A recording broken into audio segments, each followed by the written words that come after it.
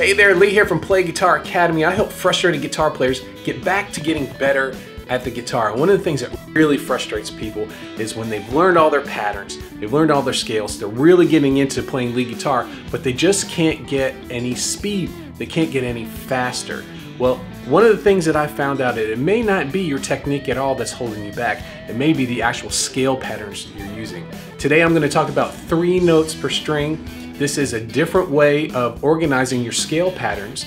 In fact, there's 7 positions across the guitar instead of the regular 5 that you find in a caged or something like that. I'm going to go through each one of them today. I'm going to talk about why they work and the best way is to use them. So let's go on over to the guitar and we'll get started. Why would we want to use these scales? Well, for 3 reasons. First off is they're faster. Second, they're smoother.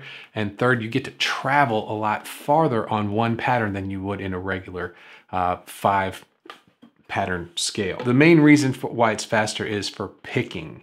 Your picking isn't as slowed down. In a regular cage type thing, you might have 3 notes on a string, and then the next string you might have 2 notes. That kind of messes up your picking. You're not able to get a uniform type picking. With 3 notes for string picking, you're going to be doing a down, up, down on one string, and then an up, down, up on the other, all the way across. Down, up, down, up, down, up, down, up, down, up, down, up. Let's take a look here. There's our down, up, down, up, down, up, down, up, down, up, down, up. So it keeps this hand just going down, up, down, down, up, down, down, up, down, down, up, down the whole time. Another reason why they're faster is because they're 3 notes per string, we can do hammer-ons and pull-offs really, really easily. Let's take a look at this first string. All I had to do was pick the first note. And if I go to the next string, same thing, next string. So I went across all 6 strings and I only picked where I'd put my first finger down.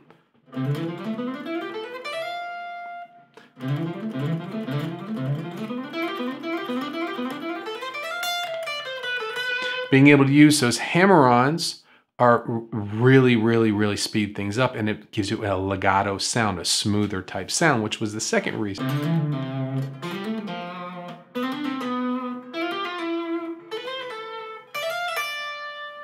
Pretty easy. So we're getting smoother sounds, we're getting faster lead lines, but we're also being able to travel a little bit more. Just take a look at this pattern 1. We're going to go through each pattern in a few minutes. We're going to go over to the desk there. But with pattern 1, we're starting with the first finger on the 8th fret of the low E string, and we end up on the 13th fret on the high E string. And that's a pretty big spread. How do we build these scales? Well, basically, what we're going to do is we're going to take our low E string and we're going to build a scale on that. I've been playing in the key of C, so I'm going to stay in there. Here's our C note on the low E string. Now, the C major scale is whole, whole, half, whole, whole, whole, half. We can figure out all the other notes of C major scale right on the string. I'm just going to go up to the 12th fret though. So we have C, D, E. Okay, so those are the notes above our C major at the 12th fret. How about below? C, B, A, G, F. So we're going to use each one of these notes as a starting point for one of our patterns. Pattern 1, we're going to start with the 1, the tonic of the chord, C, and we're going to play through the scale till we get to 3 notes. Then we move to the next string. So here we have C, D, E. On the next string we have F, G, A. Next string is B, C, D. Next string is E, F, G. Then we have A, B, C, D, E, F. So pattern 1. Let's do the same thing pattern 2. D, E, F, G, A, B, C, D, E, F, G, A, B, C, D, E, F, G.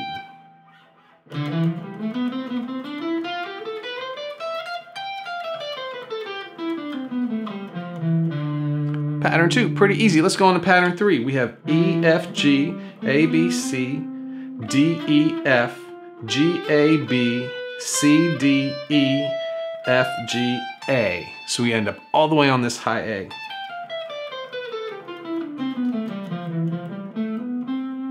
So we're going from a pattern 4 into a pattern 5 in the caged, if that's the way you'd like to do that. So now let's go to our next note, which is F of the scale. And we're going to play F, G, A, B, C, D, E, F, G, A, B, C, D, E, F, G, A, B.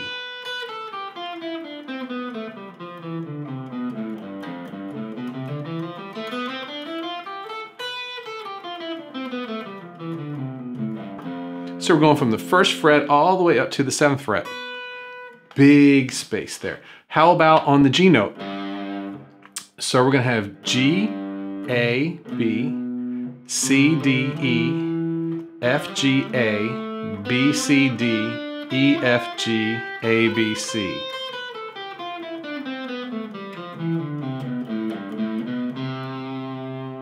All right, how about on the 6th note of the scale, the A, B, C, D, E, F, G, A, B, C, D, E, F, G, A, B, C, D.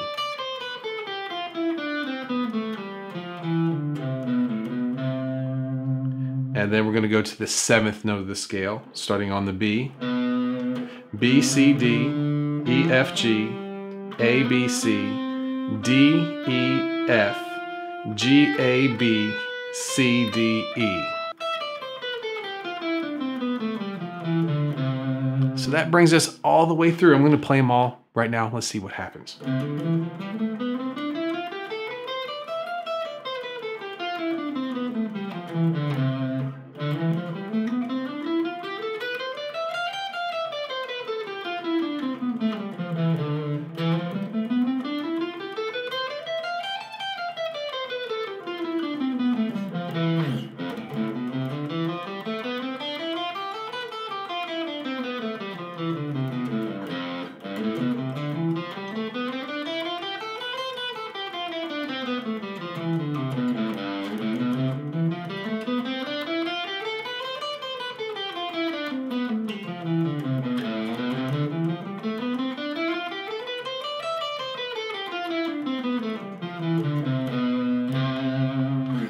So that's how we build them, and how we name them is whatever degree of the scale, that's the pattern. So pattern 1 would start on C, pattern 2 would start on D, pattern 3 would start on E, pattern 4 would start on F, G would be 5, A would be 6, and B would be 7. There's our 7 patterns. Okay, so let's talk about how to use these patterns. First thing is, I wouldn't start off with these. I would start off with the caged patterns.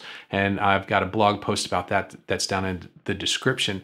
The caged patterns, which are 5 positions across the neck of the guitar, I find that they work really nice with all the different chord shapes that you have on the guitar, and I use them for probably 90–95% of the time.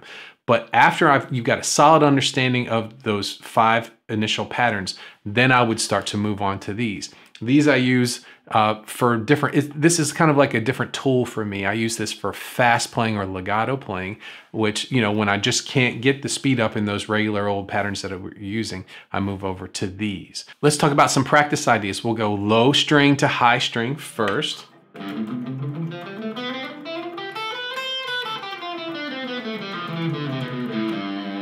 And practice all the patterns in that. Next, you could practice this starting from the high string and going down to the low string and back. So starting up on the high E.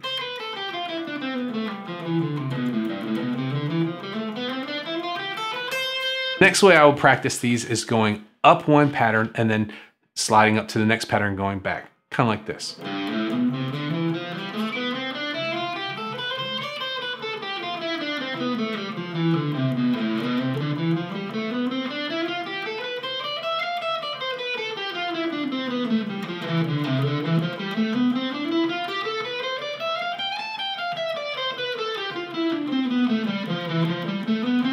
So once you have that done in all the different patterns, then I would just reverse that. Start high, work low,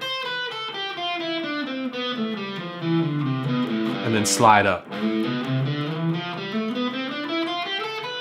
The next thing that you can do is start taking the licks that you already know and seeing how they fit in these new shapes. This is really important. Today I'm going to take a major 7th pattern, just something simple, and I play this in this pattern, pattern 2 of the cage system, and I'm going to try and fit that into this 5th pattern of the 3 notes per string, the one that starts on the G.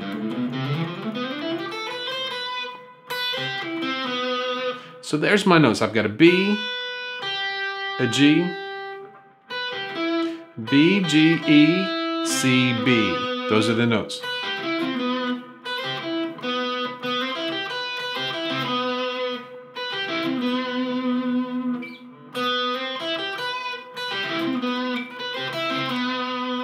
And once you start to see the relationship between these scale patterns and the way they work, it starts to open things up on the fretboard.